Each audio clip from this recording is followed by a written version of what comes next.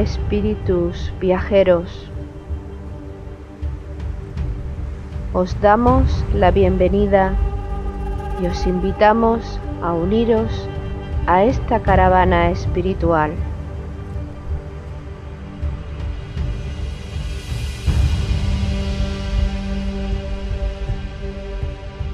Recorreremos los áridos desiertos de nuestro egoísmo personal.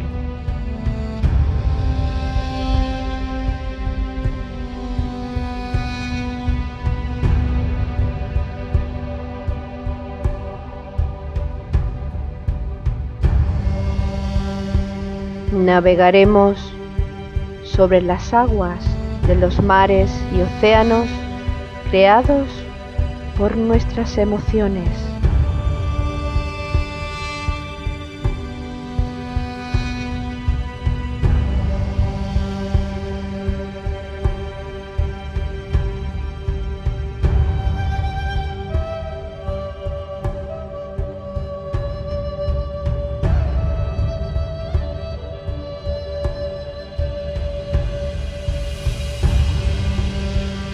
Caminaremos por los fértiles valles de nuestro despertar espiritual.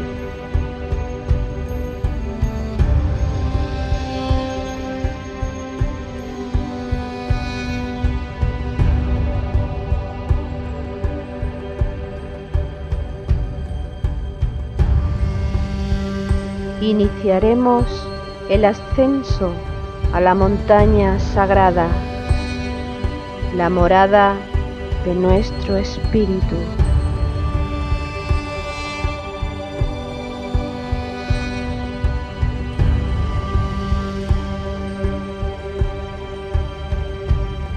Espíritu viajero, si sientes la llamada de tu corazón deseoso, únete a nuestra caravana hacia Shambhala con alegría y gozo.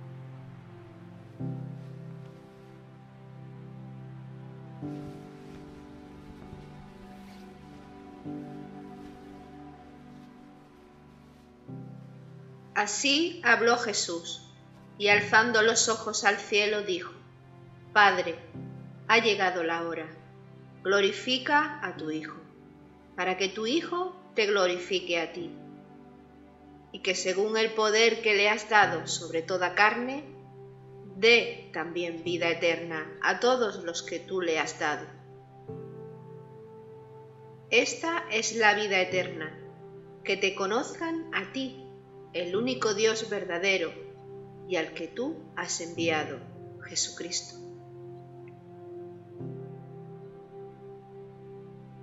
En el capítulo 17, versículos 1 al 3, el evangelista Juan narra cómo el Hijo mira al cielo, a su Padre, al único Dios verdadero, y le pide que le glorifique porque ha llegado la hora.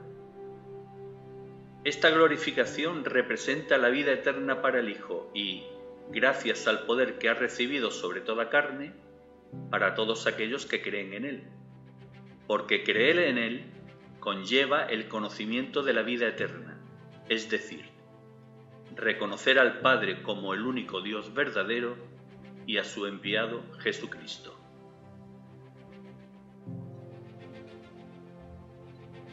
Espíritus viajeros, almas en evolución, os damos la bienvenida y os invitamos a que nos acompañéis en esta 19ª jornada de nuestra caravana espiritual hacia Shambhala, a la que hemos titulado Hágase la voluntad de mi Padre. Organizan la caravana Paco Ortiz y Loli Bermúdez. glorifican al Padre y a Jesucristo, la inspiración musical de Juan Carlos García y Jesús Aragón. Glorifican al Padre y a Jesucristo, la inspiración reflexiva de Jesús Jurado y Ana Castro. Ana, Jesús, ¿cómo estáis? Muy bien. Hola, pues aquí estamos empezando ya con nuestra caravana y esperemos que las reflexiones sean lo más lógicas y ajustadas posible a la verdad. Muy bien. La jornada anterior finalizó con la escena de la última cena. Fue un momento muy importante, muy trascendental, en el que sucedieron numerosos acontecimientos y algunos que vamos a explicar a continuación. En esta cena con sus discípulos, Cristo conmina a Judas a que consume su traición. Instituye la Eucaristía entre sus discípulos, incluido Judas el traidor.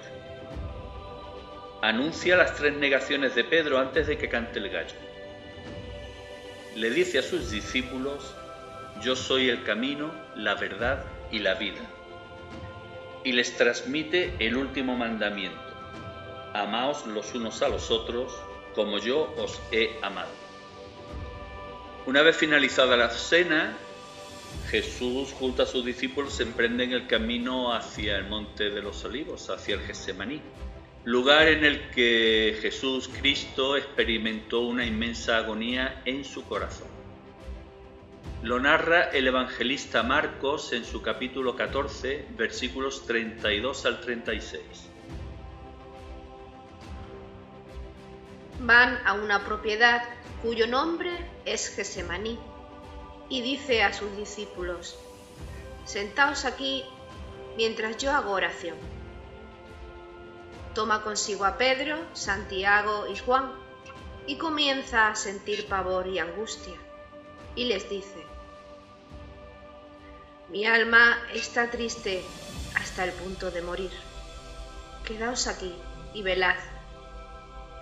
Y adelantándose un poco, caía en tierra y suplicaba que a ser posible pasara de él aquella hora. Y decía: Abba, Padre, todo es posible para ti. Aparta de mí esta copa, pero que no sea lo que yo quiero, sino lo que tú quieras. Jesús, Ana, en este pasaje, la frase en la que Marcos escribe: mi alma está triste hasta el punto de morir, velad por mí, parece expresar en el corazón del Maestro esa gran angustia, esa gran agonía a la que hemos hecho referencia. Estamos hablando de una cuarta iniciación, nada menos. Él, como una conciencia evolutiva, egoica, que ha estado durante muchísimo tiempo manifestándose, ha alcanzado un punto crítico de evolución. Sabe que tiene que renunciar a algo que ha creado, y esa es la angustia vital que tiene en ese momento. Por eso le dice simbólicamente al Padre, a Abba, que aparte de sí esa copa. Claro, esto es una decisión que el discípulo en un momento cumbre se encuentra como completamente confundido, en una noche oscura, más o menos como la experiencia que relató San Juan de la Cruz, la noche oscura del alma. Es la prueba previa a la cuarta iniciación. Yo creo que en este pasaje, independientemente de su significado como cuarta iniciación, también se está manifestando la dualidad, que la expresamos continuamente en la vida y solemos posicionarnos en algunos de los extremos, en lo que más nos gusta o en lo que más fácil nos resulta. Jesús también sintió ese dolor ante las vivencias que él sabía que le esperaban y pidió al Padre que alejara de él aquel cáliz. Pero aún así añadió: que no se haga mi voluntad sino la tuya. Esto nos suele pasar a todos. Huimos del dolor, pero llega el momento en el camino en que somos conscientes de que el dolor forma parte del sendero y entonces lo aceptamos y se queda el dolor. El dolor siempre hay que pasarlo, pero esa aceptación elimina el sufrimiento.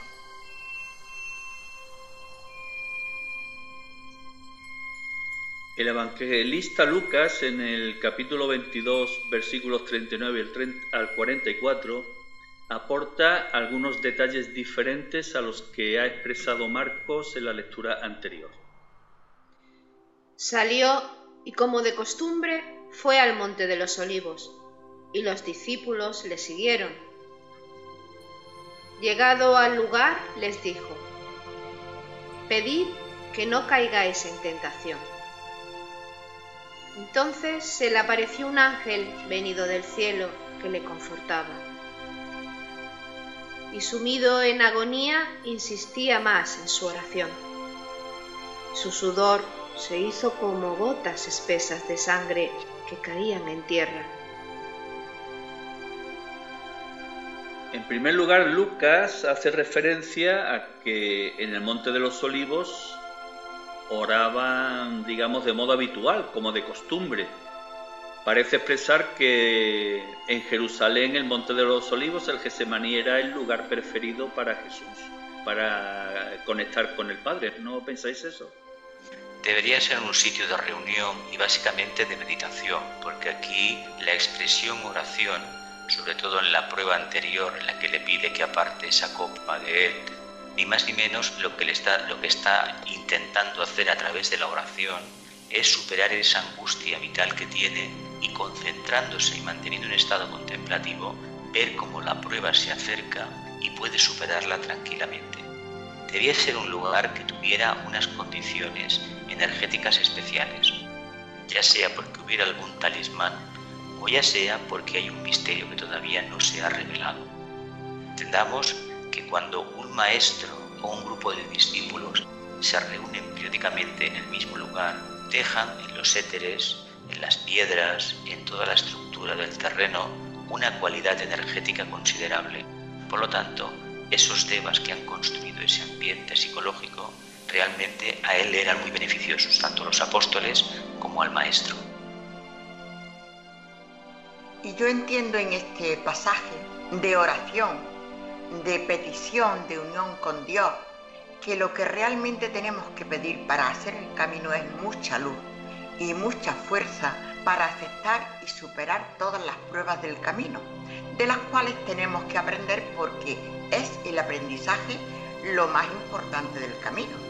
No el castigo que suponemos que hemos recibido, sino precisamente lo que aprendemos de todos esos sinsabores, de todos esos dolores, es lo que realmente más necesitamos para evolucionar en el camino. El dolor en el corazón de Jesús Cristo debía ser tremendamente intenso y da prueba de ello varios detalles.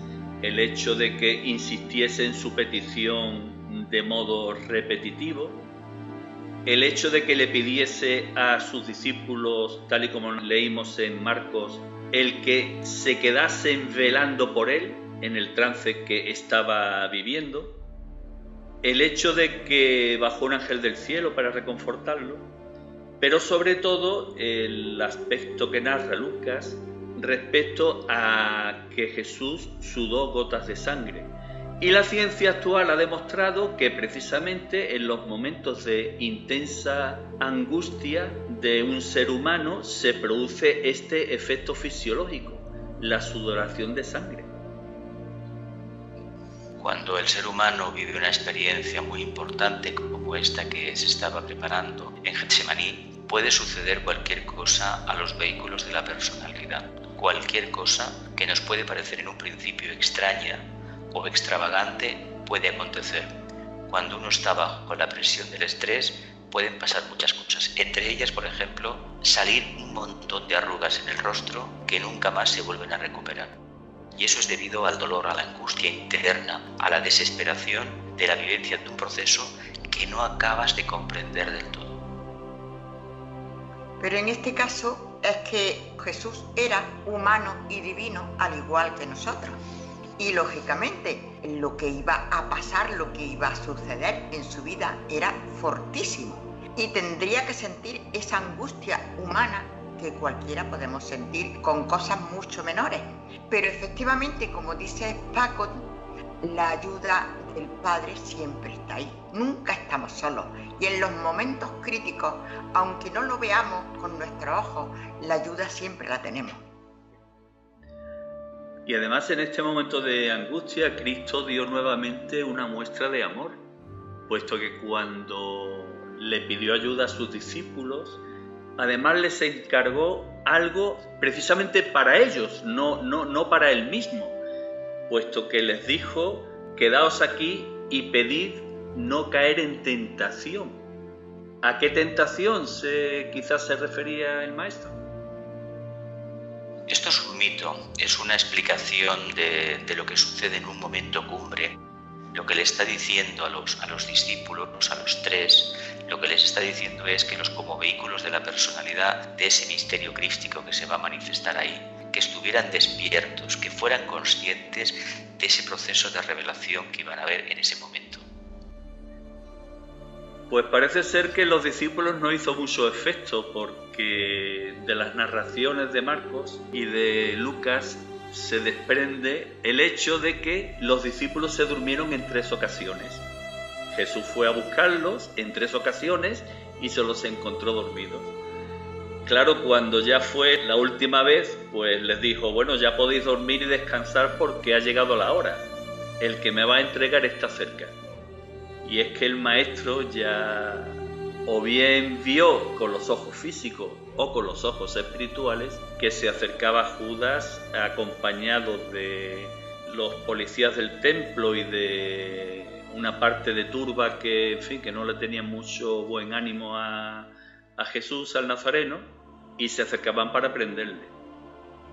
También podemos añadir que el hecho de no estar despierto indica que lo que es la visión intuitiva, lo que es el tercer ojo, si uno está perfectamente atento, esa sensación, esa capacidad que tenemos de reconocer la verdad de manera directa existe.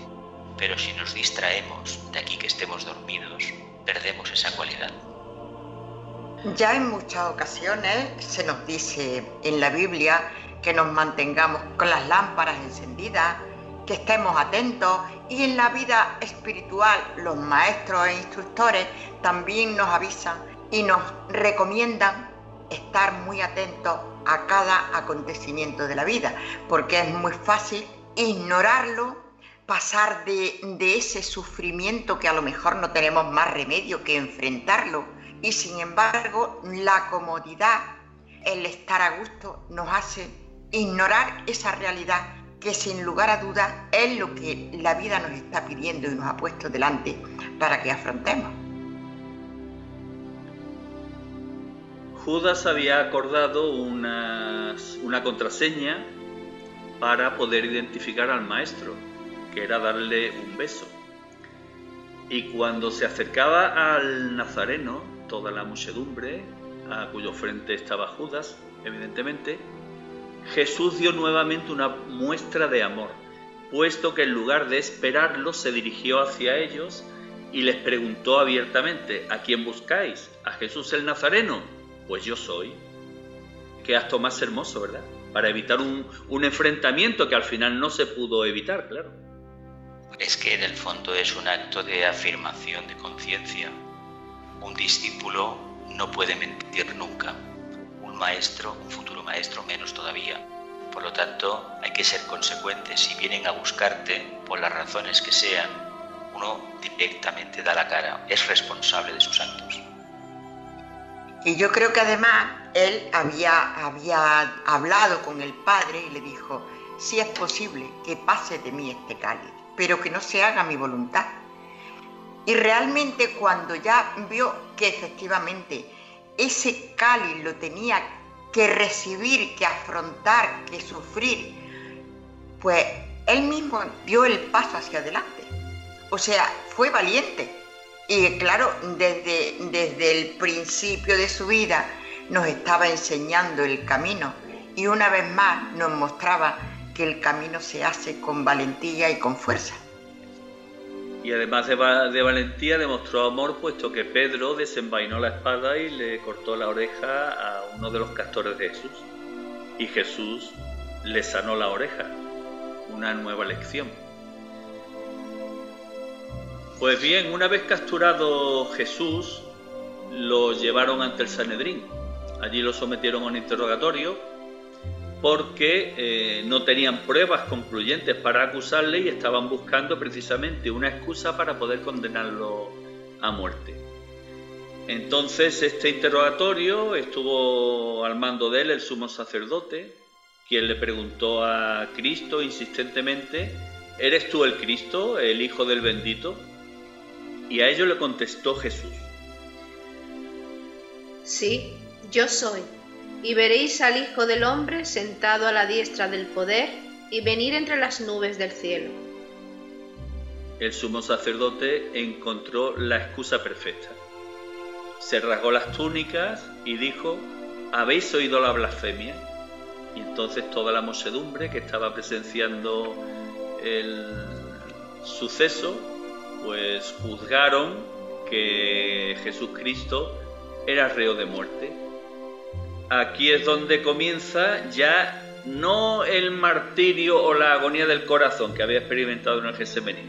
En este momento comienza el martirio físico y moral de Jesucristo. Es que en ese momento todo el misterio que él ha desarrollado y que ha intentado transmitir al pueblo hebreo cae en manos de la mente concreta, cae en manos de los dirigentes del templo de Salomón, la auténtica autoridad religiosa en esos temas. Y en la práctica, no olvidemos que estaban dominados por el Imperio Romano. El Imperio Romano se lava las manos y deja en manos del Sanedrín la decisión de este juicio sumarísimo al profeta. ¿Qué sucede? Que la sentencia ya estaba dictada de antemano, porque a ellos no les interesaba para nada en absoluto, los argumentos del Nazareno, sino solamente aplicar su ley. Aquí no hay más poder que el Sanedrín y más verdad que la del templo de Salomón. Y no creían, por supuesto, en ningún profeta que encima no fuera un guerrero tradicional como ellos entendían. Era un hombre que hablaba de la paz, hablaba del amor y sobre todo hablaba de poner la otra mejilla, es decir, del perdón. Y una vez más se impone la ley humana, el egoísmo personal, que no entiende en absoluto ni de justicia, ni de sabiduría, ni de nada absolutamente.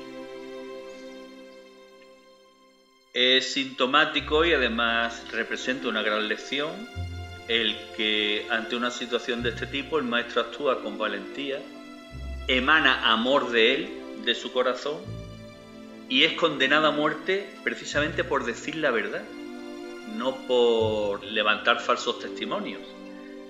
Y no solo decir la verdad, sino decirla en el momento justo y a quien corresponde. Todo esto representa una lección práctica en la vida de cada uno de nosotros. Es que uno de los objetivos principales del camino espiritual es descubrir la verdad y dar testimonio de ella. La verdad no se descubre por medio del intelecto.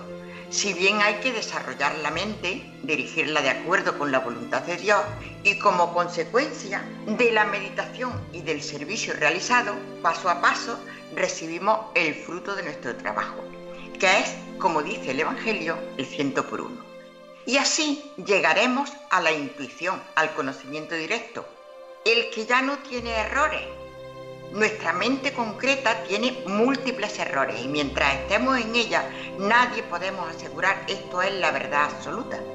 Pero cuando lleguemos a la intuición, al conocimiento directo, veremos la verdad ya sin duda y sin errores.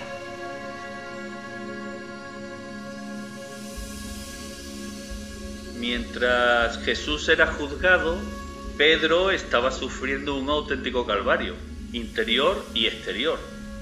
Nos lo cuentan varios evangelistas y hemos escogido la narración de Marcos en su capítulo 14, versículo 72, donde nos dice el evangelista que Pedro negó a Jesús 3 veces y ocurrió que tras la tercera negación cantó un gallo por segunda vez y Pedro recordó lo que le había dicho Jesús: antes que el gallo cante 2 veces, me habrás negado 3. Y rompió a llorar. Hemos elegido este texto porque a mí me ha llamado la atención leyéndolo. Yo creía que Pedro había negado a Jesús 3 veces y el gallo había cantado 1. Sin embargo, Marcos dice que cantó 2. No creo que tenga mucha importancia. Lo que sí tiene importancia es el simbolismo de las 3 negaciones y el simbolismo del canto del gallo. Esto está relacionado con el despertar de la intuición. Las 3 veces que le niega Pedro es a nivel etérico, a nivel emocional y a nivel mental. Quiere decir que como alma no ha estado plenamente consciente de sus instrumentos, de sus vehículos, y no tenía la conciencia con los pies en tierra, es decir, no era consciente del mundo físico, del mundo emocional y del mundo superior. El gallo, el canto del gallo, podremos entenderlo, se podría hacer una analogía con lo que son esos pequeños vislumbres de intuición que de vez en cuando uno tiene. Esos vislumbres de luz que aparecen de vez en cuando, y lo podemos entender que dentro de la profunda oscuridad, la noche, los que hemos escuchado el canto del gallo en el campo, con las gallinas, hemos visto que precisamente canta el gallo cuando se aproxima el alba del día, el nacimiento del día.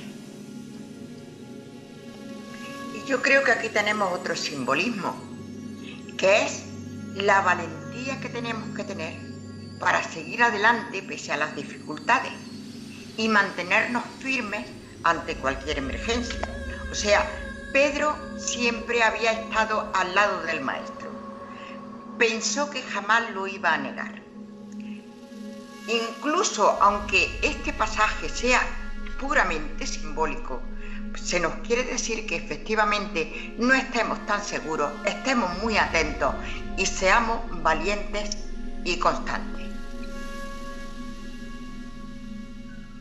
Una vez que la muchedumbre que presenciaba el interrogatorio de Cristo en el Sanedrín determinó que era reo de muerte, lo llevaron ante Pilatos. Aquí las narraciones de los 3 evangelistas, bueno, de los 4 en realidad, no coinciden en muchos aspectos, por lo que haremos un pequeño resumen, lo más fidedigno posible. Los judíos llevaron a Jesús ante Pilato porque según su ley no podían dar muerte a nadie. Esto, en fin, da un poco que pensar, ¿no? Pilato, cuando tuvo Jesús ante sí, le preguntó si era el rey de los judíos y qué es lo que había hecho.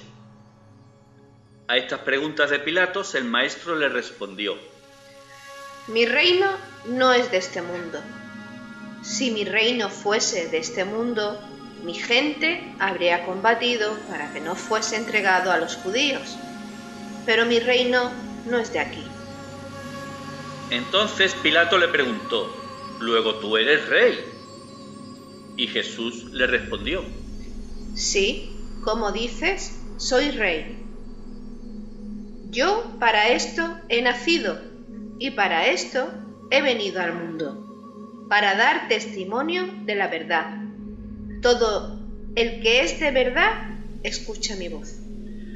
Estas palabras del Nazareno de alguna forma debieron turbar a Pilato, puesto que se volvió preguntándose a sí mismo: ¿la verdad qué es la verdad? Y entonces Pilato se dirigió a los judíos diciendo que no veía delito en Jesús y lo envió a Herodes. Analicemos un poco todo esto. ¿Qué simboliza Pilato? Ya sabemos que era el gobernador romano allí en Jerusalén, pero además de esto, ¿qué puede significar a nivel interno de cada ser humano? La mente concreta, una mente concreta que no es capaz de averiguar la verdad y encontrarla, porque la argucia mental del maestro, es decir, mi reino no es de este mundo. Si fuese de este mundo, mi gente habría combatido para que no fuese entregado este mundo a los judíos. Con lo cual, él, que era un rabino judío, lo que está diciendo adelante de lo que el gobernador romano es que los judíos precisamente van en contra de la forma en que se comportan, del ideal que Yahvé les enseñó. Eso es algo que ha habido muchos ríos de tinta desde entonces, se ha discutido mucho, pero una de las características que afectan a la conciencia de la mente concreta es que solamente entiende de lo concreto, de sumar, dividir y aumentar y etcétera, y criticar, pero no es capaz de desarrollar la conciencia crística, que es lo que él trataba de manifestar. Por eso el gobernador no entiende nada de un concepto metafísico, no lo puede entender, porque es una mente concreta. y mucho menos de lo que significa la verdad. Ahí está. Claro, la razón, cuando uno se cree en posesión de la verdad, está petrificado. Lo que les estaba diciendo, le decía claramente al gobernador Pilatos, es que el pueblo judío estaba petrificado. Por eso la conciencia no la iban a aceptar, y él representa el gran fracaso del pueblo judío. Era uno de los suyos, les vino a traer una buena nueva y no fueron capaces de reconocerlo. Y yo creo que también Pilatos puede representar a la sociedad que nos rodea. Si a la sociedad, a la masa común, se le dice mi reino no es de este mundo, y realmente el reino de cada uno de nosotros no es de este mundo, por eso hay que luchar tanto, tenemos que luchar contra nosotros mismos, porque nos olvidamos y todos al final caemos en muchísimas cosas, en querer tener, en querer disfrutar, en querer ser más que el otro, etcétera, etcétera. Pues la sociedad eso no lo puede entender, la sociedad común, la masa común, no la sociedad evolucionada. Y entonces, lógicamente, Pilatos no entendía nada de eso. Y Jesús, ante la pregunta que le hizo Pilatos de ¿qué es la verdad?, guardó silencio porque sabía que no lo iba a entender. Hay que decir que por extensión, cuando hablamos del mito de Palestina, de este gran psicodrama de hace 2000 años, no se trata tanto de que entendamos por judío ese pueblo que vivía allí en aquel momento y que ahora ha montado el Estado de Israel en el siglo XX, sino toda conciencia humana basada en las razones de la mente concreta, es decir, que niega la trascendencia de la conciencia y que el tema de la divinidad lo entiende desde sus propios intereses personales. No hay nada en contra de los judíos, ni de los israelitas, ni nada de esto. Es la conciencia humana universal abocada solamente a utilizar la mente concreta como medio de interpretación de todo aquello que nos rodea. O lo que sería quizás lo mismo, nuestro mundo interior que debemos transmutar, ese mundo de la personalidad. Exactamente.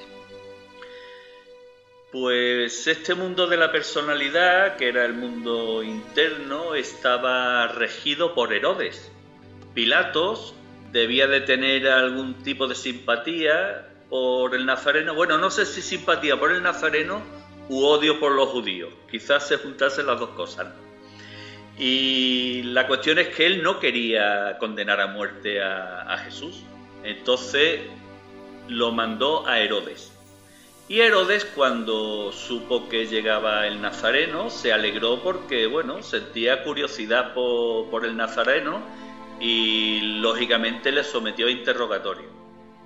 Pero claro, Jesús, dando una muestra de quién era, no respondió a las preguntas que le hizo Herodes. Lógicamente el rey judío pues se sintió herido en su interior y entonces la salida que tuvo fue burlarse de Jesús. ¿Y cómo lo hizo? Vistiéndolo con una espléndida túnica blanca, tras lo cual devolvió de nuevo a Jesús a Pilatos. ¿Qué significa esto de vestirlo con una espléndida túnica blanca, que parece ser no tenía ni costuras? Debe de ser alguna providencia jurídica, política, una forma de desentenderse del problema. De todas formas, una túnica blanca, según como, también es un sudario, es un símbolo de que se ejecute una orden determinada. Deberíamos de, por ejemplo, conocer un poco la época, las costumbres del pueblo hebreo en aquellos momentos para entender posiblemente este simbolismo. Pero también efectivamente, como decías al principio, Jesús, aquí está, en la actitud de Pilatos, entra la actitud que con mucha frecuencia usamos los humanos. Y es lo que vulgarmente se dice con las palabras de escurrir el bulto, echar balones fuera. Ojalá que no tuviéramos esta práctica.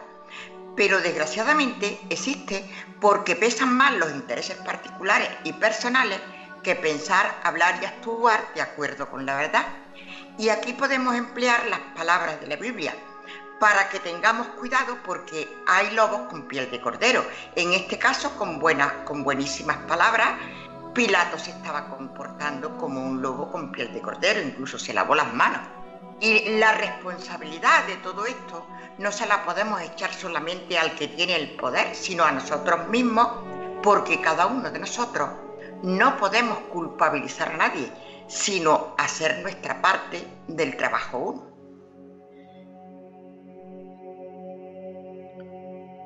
Pues bien, Pilato recibió de nuevo a Jesús, contrariado evidentemente, sobre todo porque se sabe que su mujer le había advertido que no le hiciese daño, puesto que según se narra, creo que en los evangelios apócrifos, no, en los sinópticos creo que está escrito y recogido, se narra que la mujer había soñado con el Nazareno y no quería que Pilato lo condenase a muerte. Por eso Pilato intentó convencer al pueblo judío, pero no había forma. El pueblo judío seguía en sus 13, gritando enfervecido que lo que querían era crucificar a Jesús a toda costa. Tanto es así que Pilato intentó hacer un cambio siguiendo la ley de la época, que era ofrecer un reo a cambio de otro. Y ofreció la liberación de Barrabás, pero los judíos no aceptaban. Los judíos querían que liberase a Barrabás y que crucificasen a Jesús. Todo esto Judas de alguna forma lo estaba viviendo y ya estaba experimentando en su corazón el inmenso dolor por la traición que había cometido. Mateo, en su Evangelio, en el capítulo 27, versículos 3 al 5, nos lo cuenta del siguiente modo. Entonces Judas, el que le entregó, viendo que había sido condenado, fue acosado por el remordimiento y devolvió las 30 monedas de plata a los sumos sacerdotes y a los ancianos, diciendo: pequé, entregando a sangre inocente. Ellos dijeron: ¿a nosotros qué? Tú verás. Él tiró las monedas en el santuario, después se retiró y se ahorcó. ¿Qué simbolismo tienen las 30 monedas de plata? Las 30 monedas de plata es ni más ni menos que la consumación del propósito divino en el mundo de la personalidad, en el cuerpo físico, en el emocional y en el mental concreto. La plata, de hecho, está asociada con la luna, ¿no? Está asociado con todo aquello que esté en proceso de transmutación. La luna es una entidad muerta, lo sabemos, no tiene vida propia y por lo tanto la personalidad sabemos muy bien en el camino espiritual que no tiene vida propia. El agente animador es el alma, la conciencia. Y yo creo también que las 30 monedas de plata simbolizan lo normal de la vida, lo que más al uso tenemos, que es la materia. Y somos capaces de vender la esencia divina por materia, sea del tipo que sea. Sí, de ahí que prefiriera a un delincuente en el juicio es decir, es la clásica elección que hacemos los humanos. En lugar de apostar por lo más sublime, aquello que no vemos pero que presentimos y que sabemos que es lo que necesitamos, apostamos por lo caduco, por un delincuente, por un ladrón. Exacto, como la vida misma, pasa todos los días, ¿eh? Mateo prosigue su narración en los versículos 6 al 10 con un texto que nos debe hacer pensar un poco. Él cuenta que los sumos sacerdotes no quisieron echar las monedas al tesoro de las ofrendas, alegando que era un precio de sangre. Y por ello decidieron comprar con estas monedas el campo del alfarero, para enterrar en él a los forasteros. Y fue así como se cumplió el oráculo del profeta Jeremías. Y tomaron las 30 monedas de plata, cantidad en que fue apreciado aquel a quien pusieron precio algunos hijos de Israel, y las dieron por el campo del alfarero, según lo que ordenó el Señor. volvemos nuevamente al tema recurrente de la anticipación del cumplimiento del plan. Yo creo que del cumplimiento del plan, y por otra parte sigue haciendo hincapié en que efectivamente para nosotros los humanos, y digo los humanos porque realmente los textos sagrados no son para los de aquella época, son para todos absolutamente, que preferimos y nos subyugamos ante la materia porque no queremos molestarnos ni esforzarnos por pensar en algo que tanto trabajo cuesta como es desarrollar la vida divina.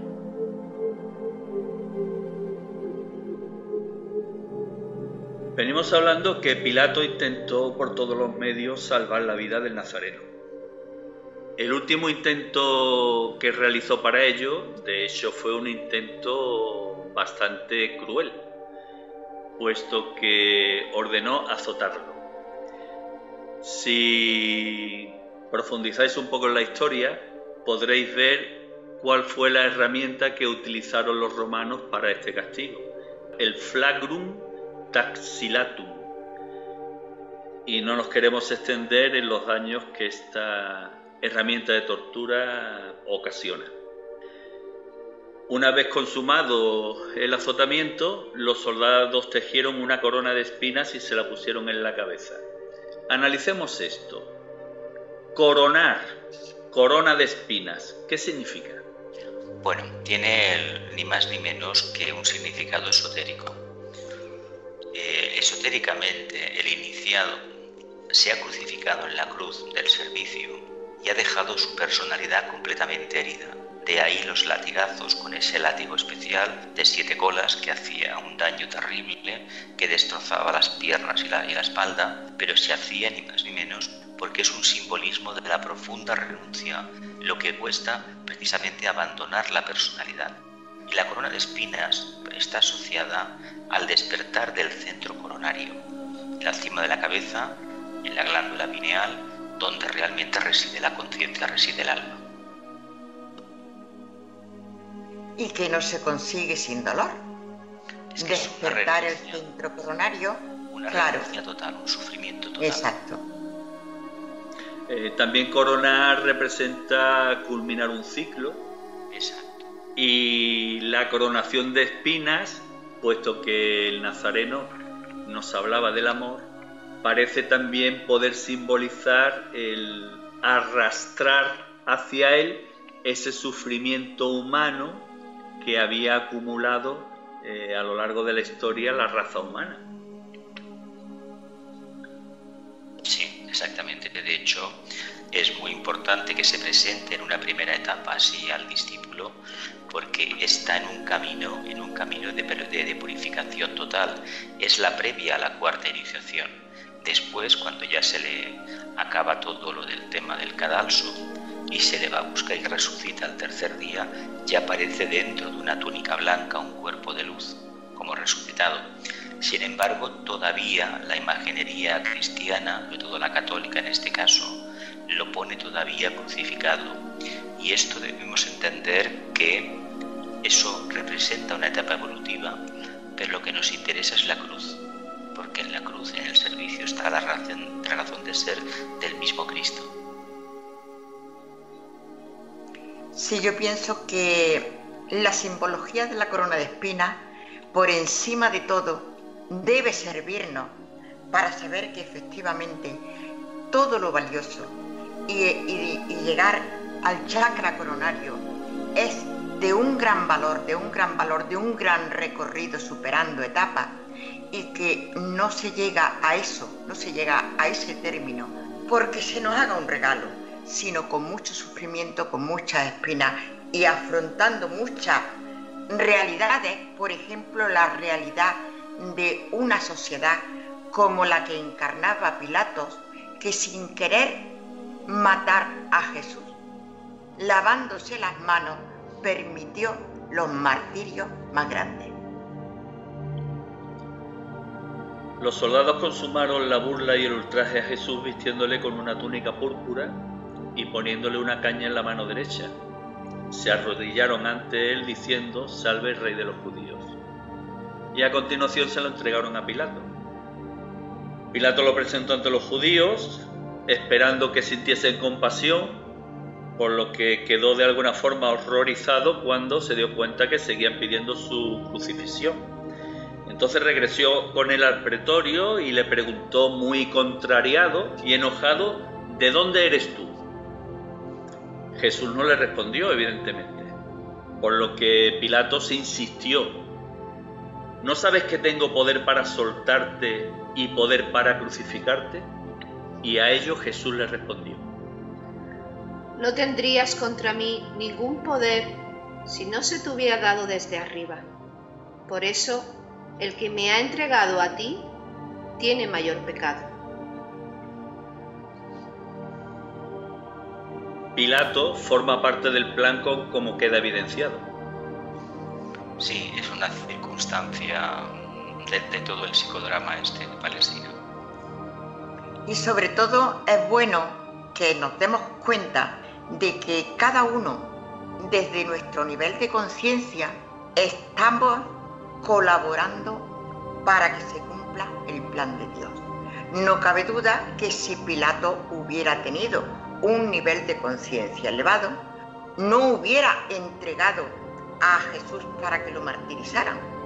Pero sin embargo, esa conciencia de un nivel tan bajo estaba ahí y fue aprovechada por el plan de Dios, porque el mensaje de Cristo, que era enseñarnos cómo se hace el camino, con dificultades, superando la soledad, superando las burlas, etcétera, etcétera, se tenía que dar. Y al igual que en nuestra vida podemos estar rodeados de conciencias muy elevadas que nos ayudan a ascender, de conciencias bajísimas que nos martirizan, que nos crean conflictos, etcétera, pues Pilato estaba allí porque formaba parte del plan. A veces todo esto no es bien entendido, porque realmente es complejo, pero bueno, ya lo iremos entendiendo. Y pasa algo desapercibido la importancia del último párrafo que pronunció el Nazareno: «El que me ha entregado a ti tiene mayor pecado». Es decir, Jesús antepone la intencionalidad a la acción. Y esto tiene mucho interés, sobre todo a nivel práctico, puesto que la intencionalidad está asociada a los malos pensamientos. Y a veces en el ser humano causan más daño esos malos pensamientos, esas malas intenciones, que las propias acciones realizadas. Hombre, el poder de la mente es tremendo. Es que un acto no se realiza, no se materializa, si no ha existido antes un pensamiento que lo promueva.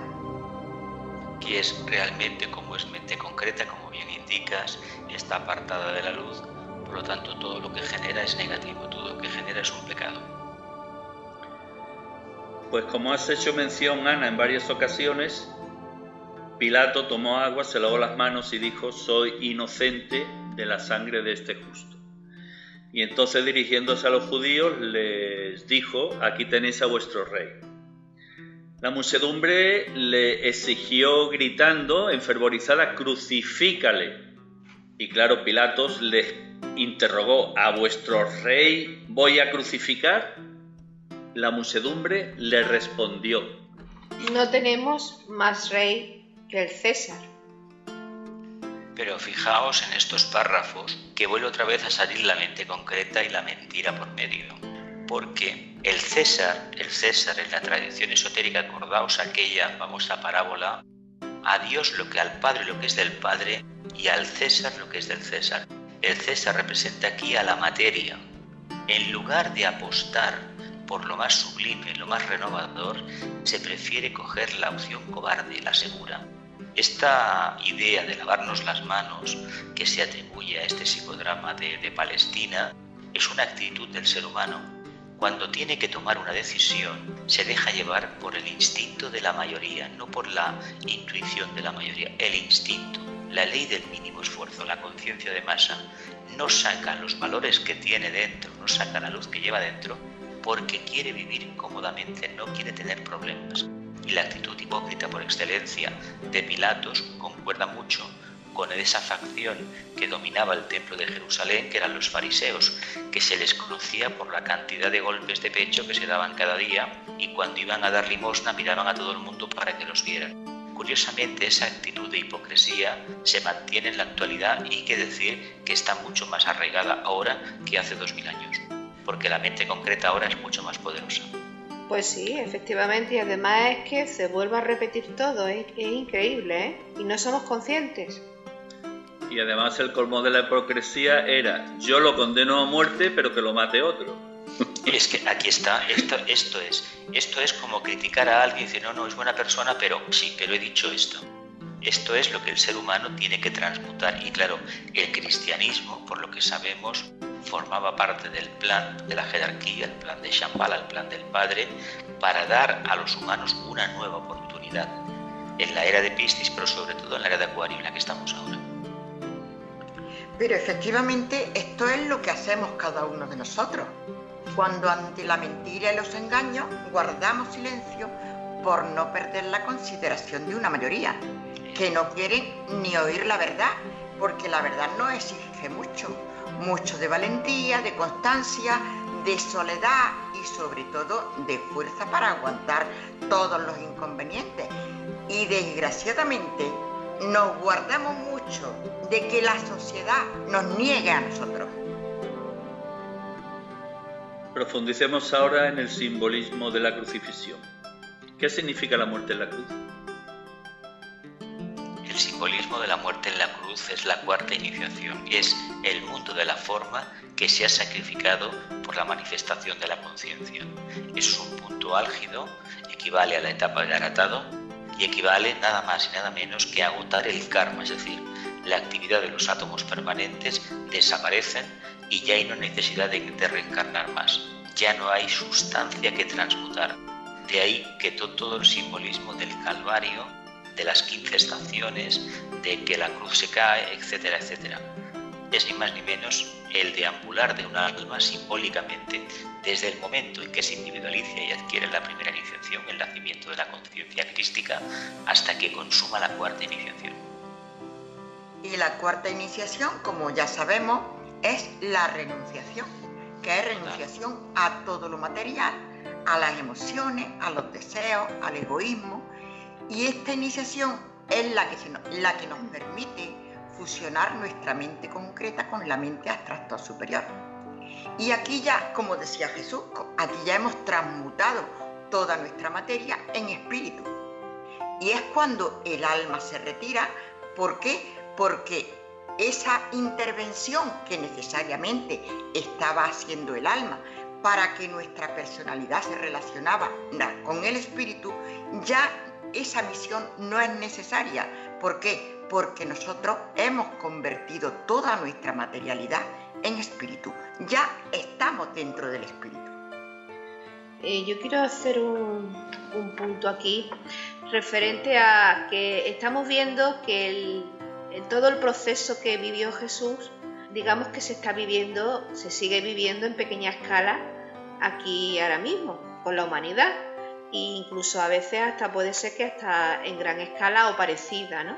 Entonces hoy, por ejemplo, se me acaba de ocurrir que he visto unas noticias en el telediario en el que un muchacho de 28 años, creo que era, ha muerto apaleado por una paliza por defender a una chica que se estaba metiendo con ella. ¿Esto podría ser como una especie de iniciación? Esto es para el alma una expansión de conciencia. Cada vez que ayudamos al desvalido, cada vez que damos la cara, ponemos la otra mejilla por defender a alguien, por cortar habladurías, críticas que no llevan a ninguna parte, estamos manifestando la conciencia crística. Que fíjate tú cuánto valor nos falta para defender la verdad y la razón, porque sabemos que es muy costoso, que el precio es muy alto. Exactamente. Precisamente este hombre ha dado la vida. Claro. ¿Qué puede significar el que los romanos obligasen a un extranjero, Simón el Cirineo, a ayudar a Jesús a llevar su cruz hacia el Gólgota? Bueno, pues no lo sé exactamente, pero parece ser que lo único que pretendían era que como las fuerzas de Jesús flaqueaban, la maldad humana quería que todavía que llegara hasta arriba, que terminara todo el recorrido. Y para eso necesitaba una ayuda. Y le pidieron al Cireneo que le ayudara a llevar la cruz.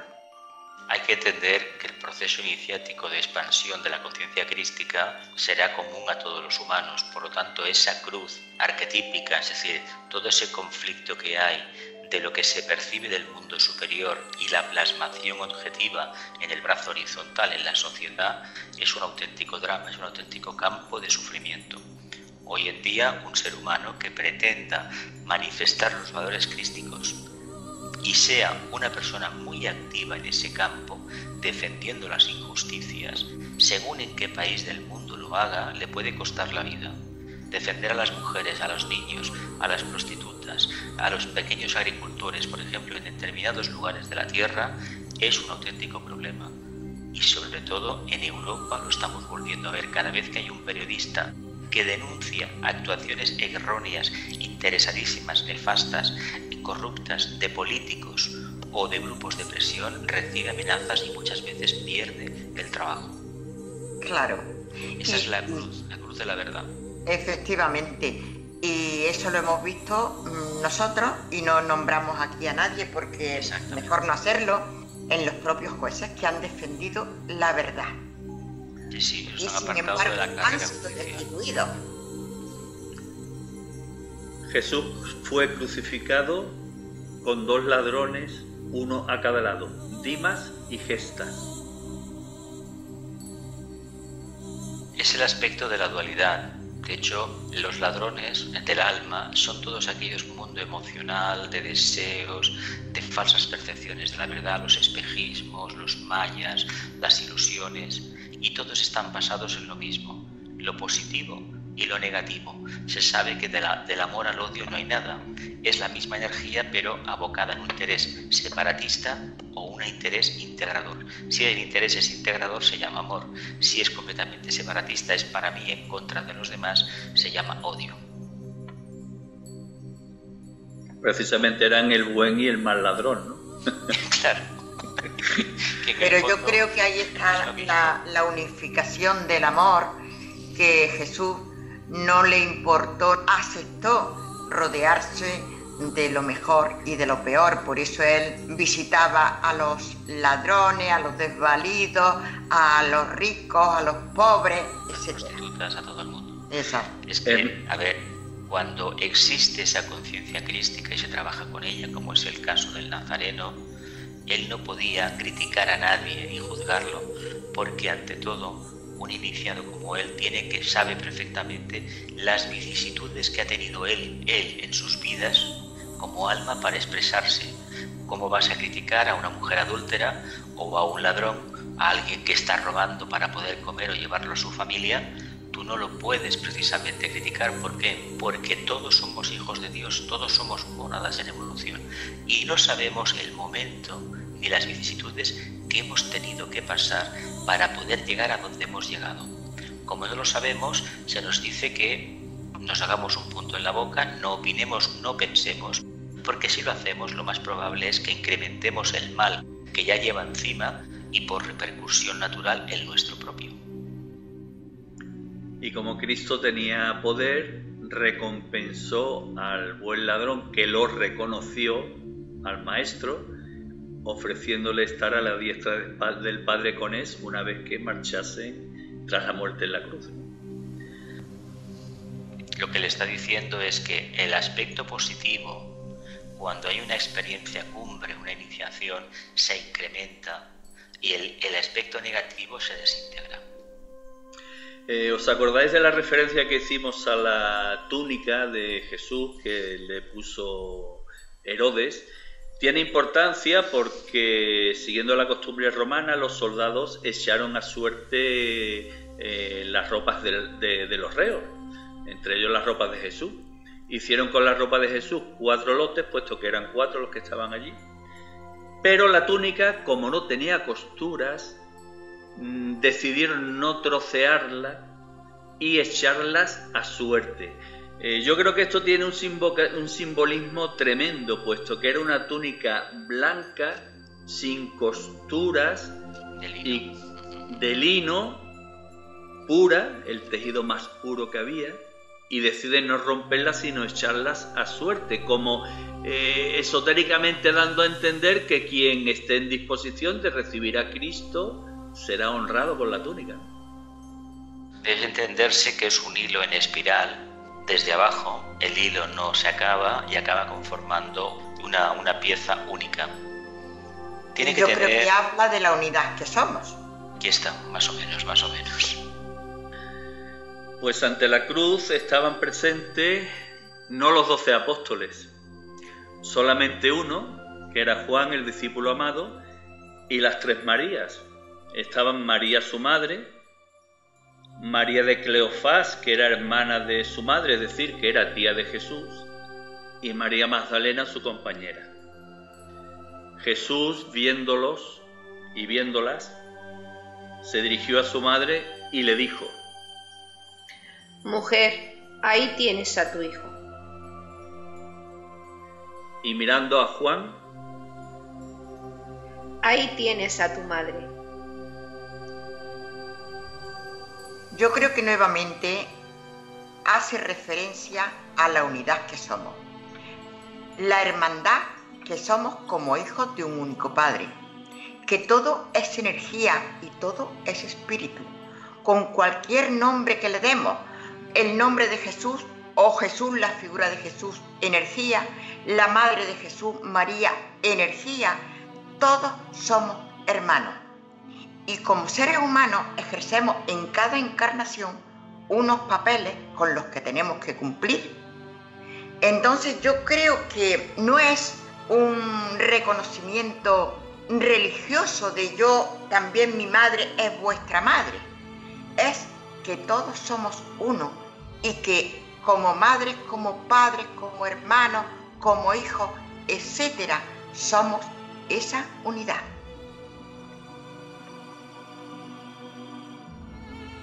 Llega la hora final del Nazareno, llega la hora final del Maestro, y hemos elegido para describirla el texto del evangelista Juan, capítulo 19, versículos 28 al 30.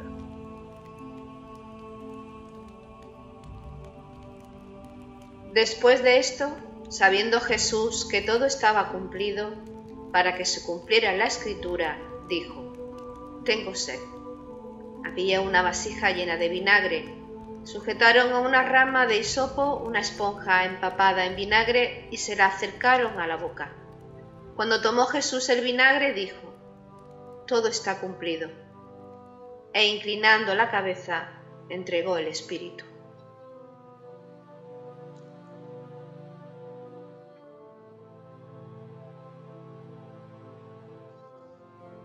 Creo que no hay palabras para comentar este hecho, por lo menos por mi parte.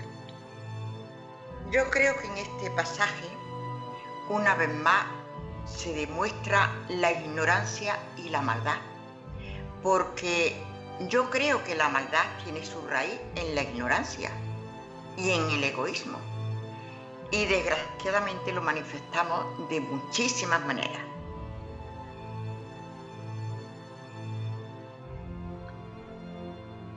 Con profundo dolor en nuestros corazones, ponemos punto y final a la jornada. Acampamos, nos acercamos al fuego en profundo silencio y fruto de ese silencio brota nuestro último comentario. Este tema para mí es bastante triste, me conmueve bastante. Y hoy me voy a pasear por entre las caravanas, pero no voy a ir con nadie. Voy a reflexionar sobre unas palabras que se han dicho aquí, referente a la personalidad que se puede comparar a la luna y al alma que se puede comparar al sol. Creo que esto me puede hacer llegar a un momento en que me ponga un poco más contenta después de esta jornada que ha sido bastante intensa. Pienso que este pasaje de la vida de Jesús tiene una gran enseñanza que podemos aprovechar, que nos está diciendo que Él es el camino, la verdad y la vida, y nos quiso decir cómo era el camino, lleno de reveses, de recovecos, de peligros, de tentaciones, de deseos, y que nosotros tenemos que ser fuertes para superar todo eso y llegar a ese reino que no es de este mundo. El mito este de la cuarta iniciación para todo estudiante, para todo discípulo, para todo futuro iniciado, siempre es un referente. Todo lo que hemos visto y que la tradición nos ha transmitido, tanto en los evangelios oficiales como en los no oficiales, lo que demuestran es que hubo un ser realmente que se sometió a una prueba voluntaria de expansión de conciencia superior, a una cuarta iniciación. Y en el relato bíblico queda reflejado todo ese proceso. El tema de la cruz se ha preferido siempre verlo como algo muy objetivo, como una cruz física. Entendamos que la cruz es todo aquello que debemos manifestar superior y al mismo tiempo transmutar lo inferior. Por eso la carga es tan pesada. Uno quiere ver hacia dónde va la conciencia y lo quiere plasmar objetivamente y se encuentra con un auténtico campo de piedras, un campo de espinas. Quiere acercarse a oler la rosa del corazón y resulta que al acercarse se clava las espinas de la personalidad, de la mente concreta, de las falsas emociones. Esa es la gran dualidad y el gran trabajo y gran sufrimiento que tiene todo futuro discípulo. El amor no es propiedad de ninguna religión. El amor pertenece a todas las religiones. El amor no es propiedad de ninguna enseñanza. El amor es la enseñanza. Para profundizar en esa enseñanza, tenemos que actuar desde el corazón y con corazón, como lo hacía el Nazareno, como nos enseñó el Nazareno y como nos enseñó a actuar. Solo de nuestra voluntad depende seguir sus pasos. Solo de nuestro compromiso hacia la raza humana depende que entre todos construyamos un mundo mejor, una sociedad más rica en valores espirituales,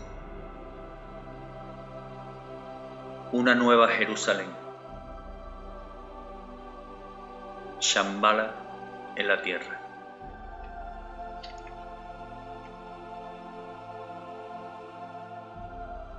Espíritus viajeros, almas en evolución,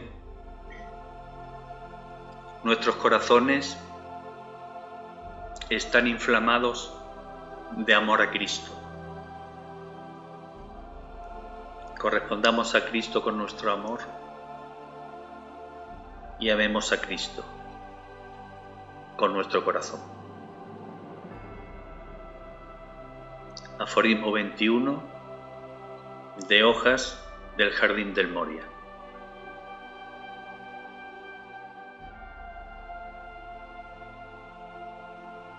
Una plegaria pura siempre asciende. Ante los pies de Cristo florece, plateada y radiante. Con una pura llama azul resplandece la palabra de la llamada e irradia el cáliz de la exaltación. Oh Señor, enjuga nuestras lágrimas y percibe la llama de nuestros corazones.